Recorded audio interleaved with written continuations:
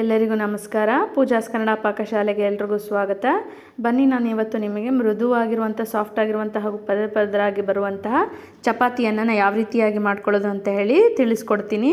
ನೋಡಿ, ನಾನು ಎಷ್ಟು ಮಡಚಿದ್ರೂ ಯಾವ ರೀತಿಯಾಗಿ ಮಾಡಿದ್ರೂ ಎಷ್ಟು ಸಾಫ್ಟ್ ಆಗಿದೆ ಚಪಾತಿ ಅಂತ ಹೇಳಿ. ಎಲ್ಲೂ ಕೂಡ ಬ್ರೇಕ್ ಆಗಿಲ್ಲ ಮತ್ತು ಗಟ್ಟಿಯಾಗಿಲ್ಲ. ಎಷ್ಟು ಸಾಫ್ಟ್ ಆಗಿದೆ, ನೀವು ಇಡೀ ದಿನ ಇಟ್ಟು ಕೂಡ ಇಷ್ಟೇ ಸಾಫ್ಟ್ ಆಗಿರುತ್ತೆ. ಈ ಥರ ಚಪಾತಿಯನ್ನು ಯಾವ ರೀತಿಯಾಗಿ ಮಾಡ್ಕೊಳ್ಳೋದು ಅಂತ ಹೇಳಿ ಬನ್ನಿ ನಾನು ಇವಾಗ ತಿಳಿಸ್ಕೊಡ್ತೀನಿ. ನೋಡಿ, ನಾನು ಒಂದು ಬೌಲಲ್ಲಿ 2 ಬೌಲಷ್ಟು ಗೋಧಿ ಹಿಟ್ಟನ್ನು ಹಾಕ್ಕೊಂಡಿದ್ದೀನಿ. ಗೋಧಿ ಹಿಟ್ಟು ನೀಟಾಗಿ ಜರಡಿ ಹಿಡಿದ್ಬಿಟ್ಟು ನೀವು ಹಾಕ್ಕೊಳ್ಬೇಕು.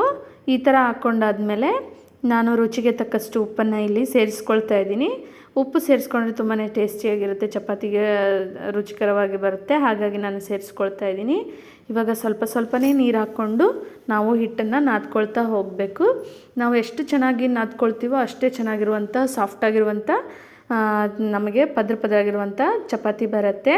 ಇಲ್ಲಿ ನಾನು ಯಾವುದೇ ಥರದ ಎಣ್ಣೆಯನ್ನು ಜಾಸ್ತಿಯಾಗಿ ಯೂಸ್ ಮಾಡ್ತಾ ಇಲ್ಲ. ನೋಡಿ, ಕಲಸಕ್ಕಾಗಿರ್ಬೋದು ಯಾವುದಕ್ಕೆ ಆಗಿರ್ಬೋದು ಎಣ್ಣೆಯನ್ನು ಜಾಸ್ತಿ ಅಪ್ಲೈ ಮಾಡ್ತಾ ಇಲ್ಲ.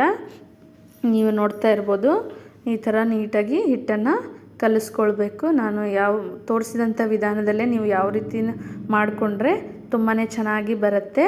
ಈ ವಿಡಿಯೋನ ಸ್ಕಿಪ್ ಮಾಡದೆ ಫುಲ್ ನೋಡಿ. ಯಾರೆಲ್ಲ ನನ್ನ ಚಾನಲ್ನ ಸಬ್ಸ್ಕ್ರೈಬ್ ಮಾಡಿಲ್ಲ ದಯವಿಟ್ಟು ಸಬ್ಸ್ಕ್ರೈಬ್ ಮಾಡಿಕೊಂಡು ನೋಡಿ. ಈ ಥರ ಚೆನ್ನಾಗಿ ನಾದ್ಕೊಳ್ಬೇಕು.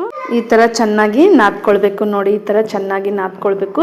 ತುಂಬ ಗಟ್ಟಿಯಾಗಿ ಅಥವಾ ತುಂಬ ಸಾಫ್ಟಾಗಿ ನಾದ್ಕೊಳ್ಳೋ ಹಾಗಿಲ್ಲ. ಒಂದು ಮೀಡಿಯಮ್ಸ್ನಾಗಿ ನಾದ್ಕೊಂಡು ಈ ಥರ ರೌಂಡ್ ಮಾಡಿಕೊಂಡು ಒಂದು ಹಿಟ್ಟನ್ನು ಒಂದು 15 ನಿಮಿಷನಾದರೂ ನೀವು ರೆಸ್ಟಲ್ಲಿ ಬಿಡಬೇಕು. ಈ ಥರ ರೆಸ್ಟಲ್ಲಿ ಬಿಡೋದ್ರಿಂದ ಹಿಟ್ಟು ಚೆನ್ನಾಗಿ ನೆಂದು ಸಾಫ್ಟ್ ಆಗಿರುವಂಥ ಚಪಾತಿ ನಮಗೆ ಬರುತ್ತೆ. ತುಂಬ ಗಟ್ಟಿಯಾಗಿ ಕೂಡ ನಾದ್ಸೋಗಿಲ್ಲ. ನೋಡಿ, ಈ ಥರ ತೋರಿಸಿದ್ದೀನಲ್ಲ, ಈ ಥರ ಮಾಡಿ ಪ್ಲೇಟ್ ಅಥವಾ ಒಂದು ಕಾಟನ್ ಬಟ್ಟೆ ಇಟ್ಬಿಟ್ಟು ಮುಚ್ಚಿ ಒಂದು 15 ನಿಮಿಷ ಇಟ್ಟಾದಮೇಲೆ ನೋಡಿ ಈ ಥರ ಎಷ್ಟು ಸಾಫ್ಟ್ ಆಗಿದೆ ಅಂತ. ತೆಗೆದ ಮೇಲೂ ಕೂಡ ನೀವು 15 ಮಿನಿಟ್ಸ್ ಆದಮೇಲೂ ಕೂಡ ಚೆನ್ನಾಗಿ ಒಂದು 5 ನಿಮಿಷ ನೀಟಾಗಿ ಹಿಟ್ಟನ್ನು ನಾದ್ಕೊಳ್ಬೇಕು. ಇನ್ನೂ ನಾದ್ಕೊಳ್ಳೋದ್ರಿಂದ ತುಂಬಾ ಸಾಫ್ಟಾಗಿರುವಂಥ ಚಪಾತಿ ನಮಗೆ ಬರುತ್ತೆ. ನೋಡಿ, ಈ ಥರ ಉಂಡೆಗಳನ್ನಾಗಿ ಮಾಡ್ಕೊಳ್ತಾ ಇದ್ದೀನಿ. ಒಂದೊಂದೇ ಉಂಡೆಗಳನ್ನು ಮಾಡಿಕೊಂಡು ಇಟ್ಕೊಂಡಿದ್ದೀನಿ.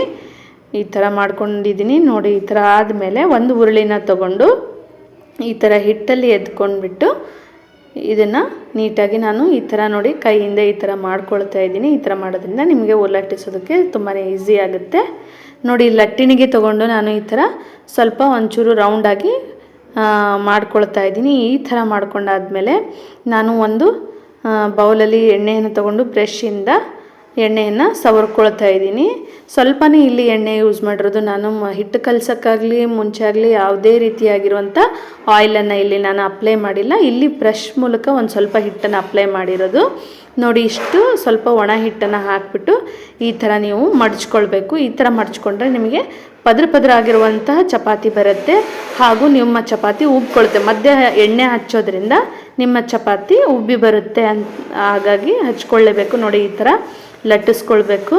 ನಿಮಗೆ ಯಾವ ರೀತಿಯಾಗಿ ಕಂಫರ್ಟ್ ಅನಿಸುತ್ತೋ ಆ ರೀತಿಯಾಗಿ ಲಟ್ಟಿಸ್ಕೊಳ್ಳಿ. ಮಧ್ಯದಲ್ಲಿ ತುಂಬ ಪ್ರೆಷರ್ ಕೊಟ್ಟು ಲಟ್ಟಿಸೋ ಹಾಗಿಲ್ಲ. ದಿಂಡಲ್ಲೇ ಲಟ್ಟಿಸ್ಕೊಳ್ಬೇಕು. ಒಂದು ಹಂಚು ಬಿಸಿ ಆದಮೇಲೆ ಚೆನ್ನಾಗಿ ಹಂಚು ಕಾದಿರಬೇಕು. ಅದ್ರ ಮೇಲೆ ನಾವು ಮಾಡಿರತಕ್ಕಂಥ ಚಪಾತಿಯನ್ನು ಹಾಕ್ಕೊಳ್ಬೇಕು. ಫುಲ್ ಹೈ ಫ್ಲೇಮಲ್ಲಿ ಇರೋದನ್ನು ಈಗ ಸ್ವಲ್ಪ ಮೀಡಿಯಮ್ ಫ್ಲೇಮಲ್ಲಿ ಮಾಡಿಬಿಟ್ಟು ಈ ಥರ ತಿರುಗಿ ಹಾಕಿದ್ಮೇಲೆ ಮತ್ತೆ ಹೈ ಫ್ಲೇಮಲ್ಲಿ ಇಡಬೇಕು.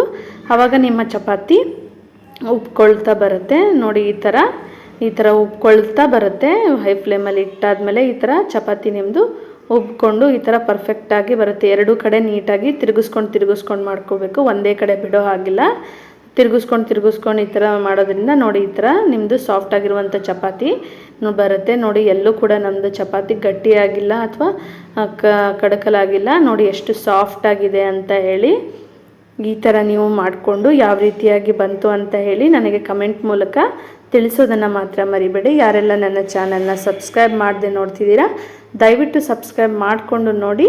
ಇದೇ ಥರ ಒಳ್ಳೆ ವಿಡಿಯೋಸ್ಗಾಗಿ ಟ್ರಿಪ್ಸ್ಗಾಗಿ ಟ್ರಿಕ್ಗಳಿಗಾಗಿ ನನ್ನ ಫಾಲೋ ಮಾಡೋದನ್ನು ಮರಿಬೇಡಿ. Thank you.